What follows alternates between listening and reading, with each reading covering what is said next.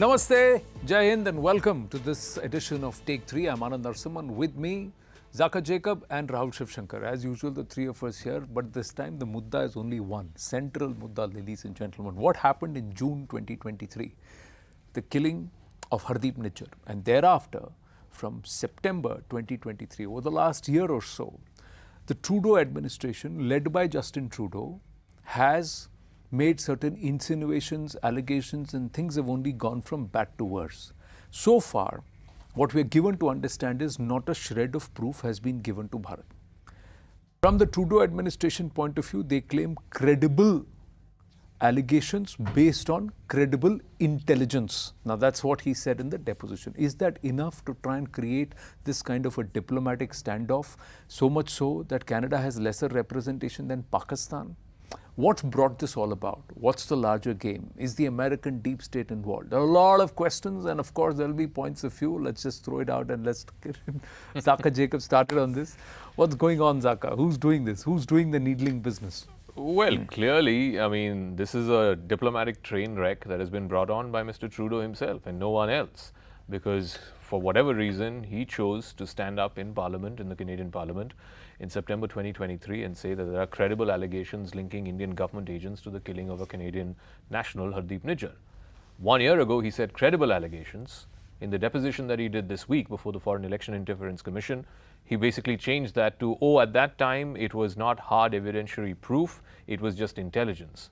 Come on. I mean, you're the Prime Minister of a sovereign country, the Prime Minister of a democracy. Your words matter. You're putting yourself out there, standing on the floor of your parliament, making allegations against a fellow democracy, and suddenly, from credible allegations, it has become not hard evidentiary proof, but just intelligence. You've got to question why Mr. Trudeau is doing this. And I'm convinced that this entirely is done for his own political survival. We know that the NDP of Jagmeet Singh has withdrawn support officially, although they are backing him during the no-confidence motions that are being brought in Parliament. Mr. Trudeau is trailing the polls to his Conservative opponent, Pierre Poilievre, by 20 points. If elections were to be held today in Canada, Justin Trudeau's party will not finish second, will not finish third, would probably finish fourth. That is how bad the situation is electorally for him and his party.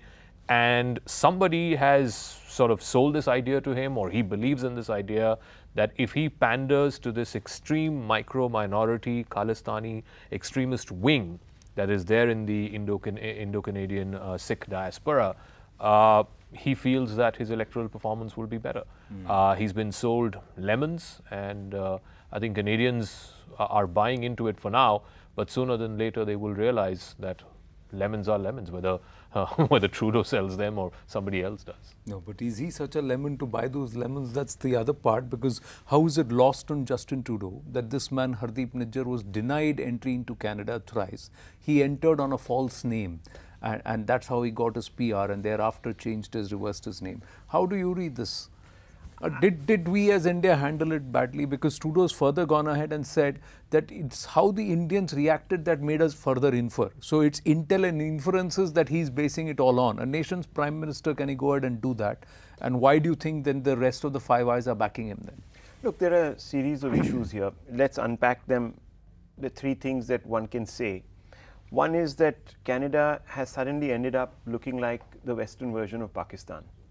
I'll give you a couple of reasons for that. The second, it's pretty obvious that he is an beleaguered, embattled Prime Minister, hoping to ensure that he survives till the elections, which are going to happen next year. He's bought himself some time.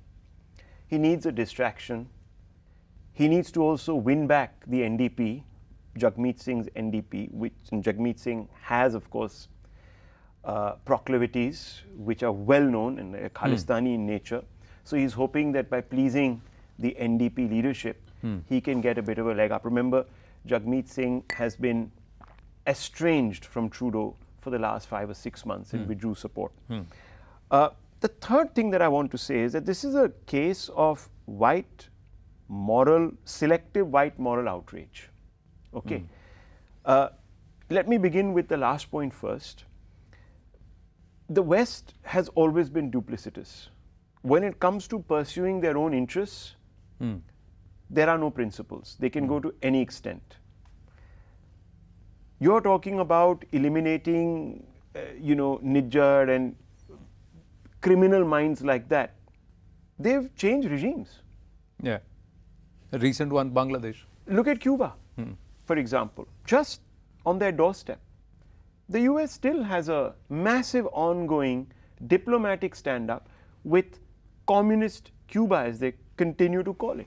So, look, I mean, the US is clearly also backing Mr. Trudeau. They see him as this sort of Trojan horse that they can use also to leverage a little bit on India. There is a little bit of bitterness amongst the Americans that Mr. Modi has chosen to pursue a somewhat independent foreign policy. They expected him to toe the line on certain issues. I'm not going to go as far as suggest that, look, things are going completely wrong with the India-US relation that some of our opposition parties here seem to be suggesting. That I think is more wishful thinking. But clearly, this is another way of, as they say in Hindi, chabi lagawing somebody, So there's that element. Coming to the second part, which is this Canada behaving like the West version of Pakistan, it's quite clear what they're doing. Look, India constantly cops criticism from China because we gave free passage, safe passage, we gave shelter to the Tibetan leadership, including the Dalai Lama. They have a government here in exile. And obviously the Chinese don't like it. But we do it for avowedly principled reasons. These people have actually been externed from their homeland. I'm talking about the Tibetans. Yeah. So there is a clear moral distinction to be made with regards to Nijjar and company and the other Khalistani madcaps who are in Canada, who are actually using their privileges as Canadian citizens or what have you, I don't even know if they are or they are not, to basically try and jimmy up a separatist cause which India has had to endure for 10, 12, 15 years. See, that separatist cause is also flawed, Rahul. At all points, see, the Tibetans never say that they claim only certain parts, which they claim all of Tibet. When they claim, and it's the PLA that came and occupied that territory. Yeah. From SFJ and from the Khalistani point of view, the only part which they deem as Khalistan is not Pakistan, Punjab. There's no Pakistan, Punjab. No, but the capital of Punjab was always Lahore. But there's no mention of all of that. The distinction here is there was never really a Khalistan state. Correct. Right. I mean, at least the Tibetans have some moral claim to justice. I mean, they have a very big moral claim to justice. They were externed. So, these parallels that are being drawn are also a bit odious. And the third point that I had begun with, clearly this chap has gone on because he wants cover fire. His popularity ratings are soaring, are flagging, and there are many leaders like this that India has dealt with that choose to paint a foreign power or claim a foreign hand is destabilizing a country because patriotism is a last refuge, as you know, of the scoundrel. Have we failed in highlighting what happened to Ripu Daman Malik? Have we failed in highlighting what happened to Karima Baloch? People who are killed on, neutralized on Canadian soil. Also, the Chinese nationals who were anti-government, who were neutralized on Canadians. This whole thing blew up because of that. Of that. Why do you think somewhere we failed? When I say we as a nation in handling this narrative and also pushing Canada, getting Canada to back off, getting Trudeau to back off, why does he think that, going after India is easier and let's go ahead and do it? But I'll not call out Pakistan, I'll not call out China. I think we should also be very clear-eyed about this. I don't think Trudeau is doing this on his own, or is doing this without the support of certainly the United States, and he said it in as many words. In fact, when he stood up in Parliament and made the allegation the first time in September last year, he said one of the Five Eyes allies gave us the intel. Now, the only Five Eyes ally that's capable of giving that intel is the United States. Certainly not UK or New Zealand or Australia. So what's the game the US is playing then? So I think the US was also, there's a separate case, the Pannu case that's going on in the US.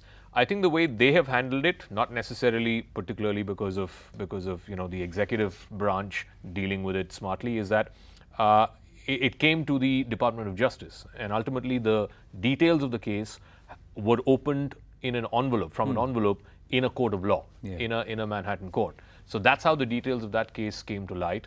And somewhere, if you look at the distinction between that case and the Canadian case, I think the Americans, once the details of the case came out, told their Indian counterparts privately that, look, these details are going to come out.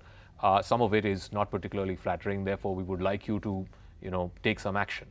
And from whatever we are seeing in media reports, and including that committee, the committee appointed by the government of India that went to Washington, they have reportedly conveyed to their American counterparts that the person involved, the CC1 as he has been identified, has been removed from government service. No, the point is Justin Trudeau. He's broad brushing all just Sikhs look to at be the response. Khalistanis. So look at the response. That's also another thing that we should take umbrage, because majority of the Sikhs are in Bharat and they have rejected this entire referendum and this Khalistani agenda. Nobody gets No, in fact, I think the RCMP commissioner was asked about this in the press conference. Are they targeting the entire South Asian Canadian community? And she said no, it's just the extremist Khalistani element. Correct. So, And their own intelligence officials are giving their depositions and they're saying it is Pakistan and it's ISI which is allowing and breeding these Khalistani extremists. See, Anand, I started by saying that they're behaving like a Western version of Pakistan. What does Pakistan do? We give them proof. We say extradite certain people, they look away. Apparently, we've given them 22 extradition requests. And some of the people that we are asking them to hand back are the same people they're saying we're in cahoots with to carry out executions. So we're talking about Goldie Brar, for example. Goldie Brar is the longest criminal, wanted criminal and hyperactive there on Indian soil, also and along with Lawrence Bishnoi. And he's a partner of Lawrence Bishnoi. Yeah. So they say that Lawrence Bishnoi, is the guy who is being given the contract hey, to... Goldie Brar is in your Goldie own Brar, backyard. hand the guy back. You won't have a problem. There'll be no one pulling out a gun. So this is all extreme. If you really go into the weeds, it's very illogical. Then you have to begin to ask that, why is this man doing it? And the only reason is that there is an obvious political angle here, and he is only bothered about survival. But Rahul, the number of Sikhs who back this kind of an agenda is a small number than the overall number. Is he not wise to that? The number of Indo-Canadians there who are there far outnumber. Look, a lot of... No, I'll tell you why he does it. So there are 700,000, 750,000 odd Sikh Canadians. Obviously, a micro minority of them believe in the Khalistan cause. But the people who control the gurdwaras and the people who control the funding that goes through this community, because it's a very well-off community, those guys are all the leadership, the local leadership as it were, the gurdwara committees and things like that, those guys are all pro-Khalistan. So what he's trying to win over is those people. He's not necessarily worried so much about, the electorate, the voters or the vote bank. He's worried about this local councillors, the local committee heads. They're the guys who have the funds, they're the guys who have the influence. He believes, and I think, misguidedly so or hopelessly ignorantly so, that if he wins over these folks, then he might put up a better election. Okay, let me just come back and ask you guys this. How does India handle this? Now, this is it's not, when you know that if Trudeau goes, perhaps things will come back to normal with the Indo-Canada relationships. But there are Sikhs who are sitting and watching how India is behaving, what India is saying, and how India is talking.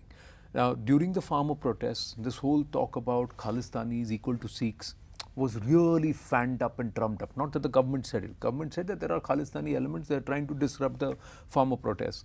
Now, the Sikh mentality is that you open up your arms and you go and give them, they'll come and give you a hug and they'll give you their life. Okay, that's how they are. But you try and intimidate them or bulldoze them into a position, no matter right or wrong, they don't care, because they will not be intimidated. They will not be bullied. They will not be pushed over. They will stand up for their ground. Now, how is India going to handle this? Because Sikhs here are also watching. Sikhs in across the world are watching. Not that they back the Khalistanis. They're going to see how India responds and reacts. There are a few pain points, as I said. If you really want to use human resource as leverage, then there are a few pain points and you can sort of ratchet it up. For example, you can first say that all PIO cards, for example, of relatives, etc., of these small coterie of Khalistani sympathizers in Canada, we're scrapping them. Okay?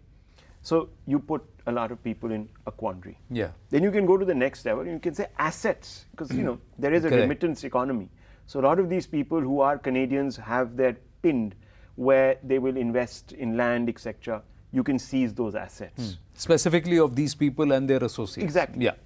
Then and purely them. Then you can go up another escalation chain, and you can say, okay, look, we are deciding that all people going to Canada right now, we're freezing visas. Now that will begin to create a bit of a rumbling in the local diaspora there in Canada. People will say, hang on, why are we being punished wholesale? And that's a pain point. So these people will have to then explain to the larger diaspora why this is happening to them. Why are they getting caught in the crossfire? You can then escalate it further by saying, for a while, we are now not going to process any applications for foreign students, etc., to go to Canada. Especially to go to Canada. There's going to be a, what you can come up with some no, reason. but that's not part of the MEA. That's not within the MEA. Look, there are two or three things. They can issue passports. They cannot stop somebody from applying for. There are two or three things where I fundamentally disagree here. Number one, by doing all of what Rahul has said or suggested, you are vindicating what Trudeau's been saying. Trudeau's been saying exactly this, that Mr. Modi is blanket anti-Sikh.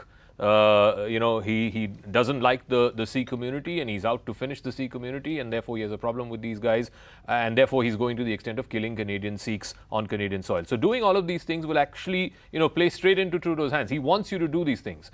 Also about the thing about, human resources going into Canada. These people from Punjab, and you guys have driven down to all the way to Amritsar, IELTS, coaching, institutes and so on and so forth. It's the people there who want to go. It's not like the government of India is pushing them. You are not disincentivizing going to Canada by incentivizing staying into Punjab. So that's one thing that the government needs to do.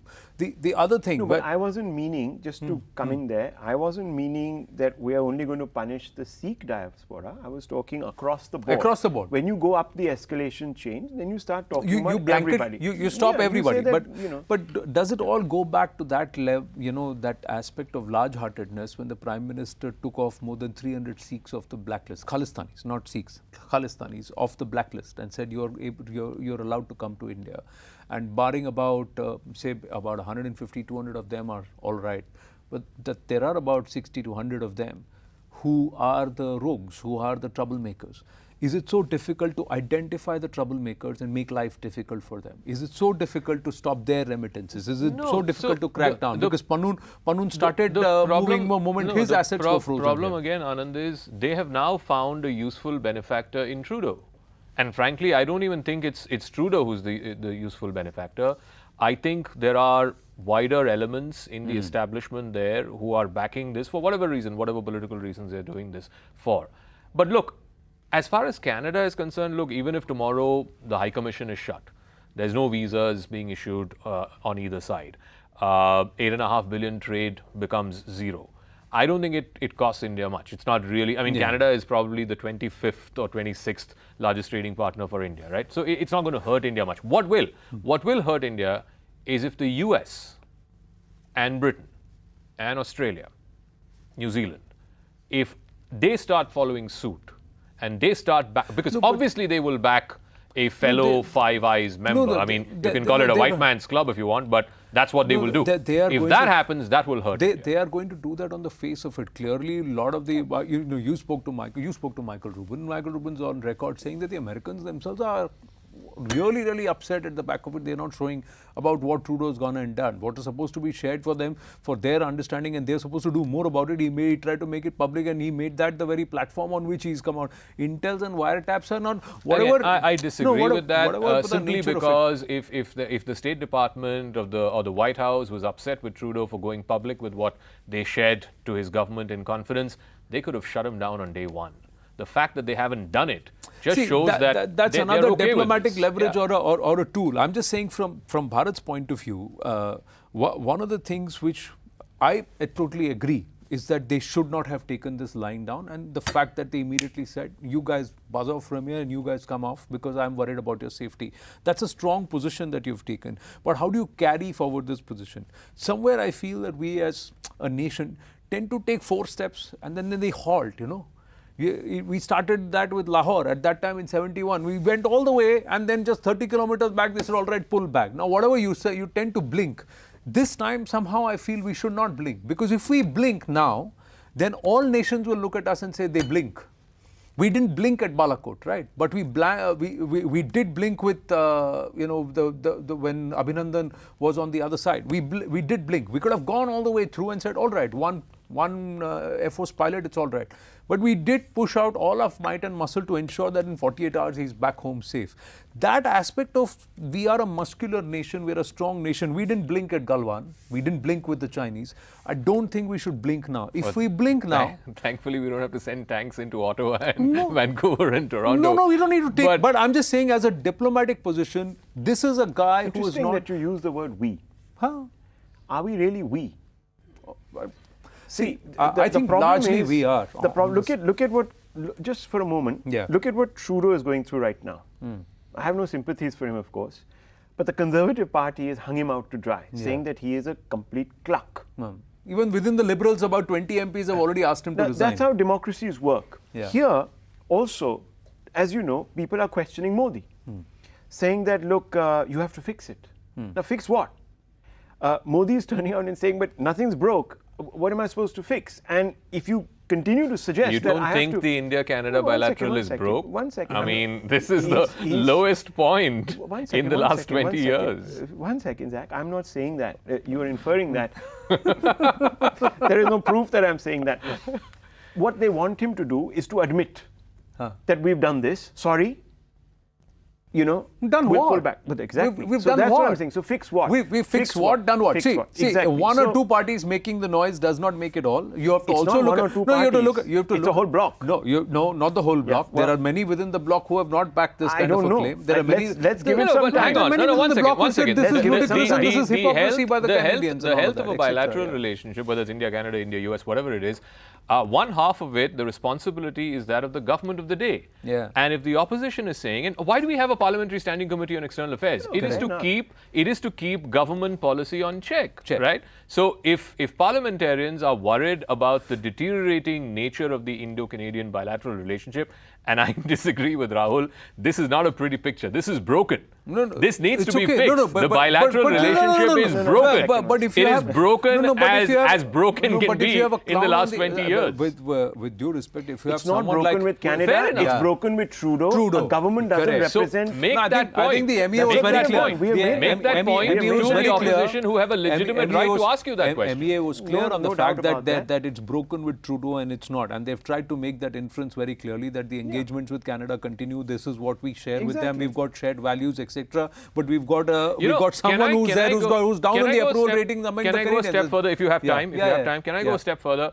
You know what Trudeau has done, and maybe he's done this for his own personal political reasons, but I think the damage that's been inflicted on the relationship, even if a Conservative Prime Minister is voted in next year, I don't think this relationship is going to recover from this for a number of years. No, I have good reason for it. You may believe that way, but we also say that there are certain bridges that can be mended. There are certain bridges that are burnt. But when you have large democracies and if you are ready to walk the walk, it's okay. But my larger question is not even with Justin Trudeau and Canada.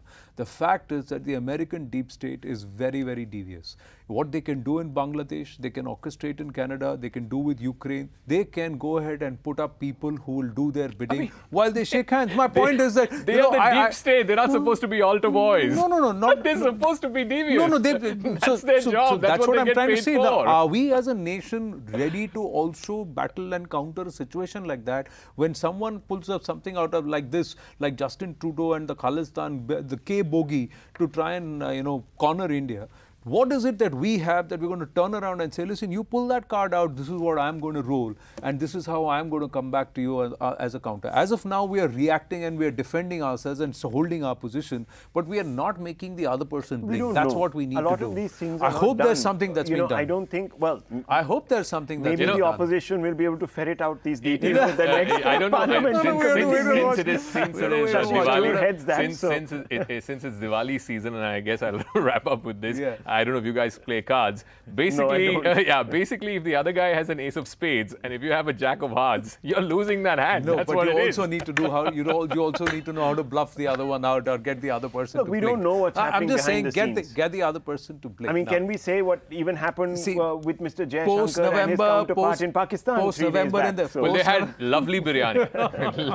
I can report from my sources in the Pakistani government. Beautiful mutton biryani. I don't know if And the biryani. Sharif home hospitality was on full display there. No, I Display don't know there, if and they there had were biryani. also those morning you know, walks to which Dr. Jaishankar himself has put out that at the Indian embassy he had this morning walk with all of his people. So it's all right, all that is okay. But the fact is, we got to hold our course. We need to know which way we are going. We need to know our enemies, and also we need to have cards against the others, because that's part of statecraft. That is what Raj Dharma is all about. Look, I'll just say Anyways, one I've thing got to very wind quickly. up.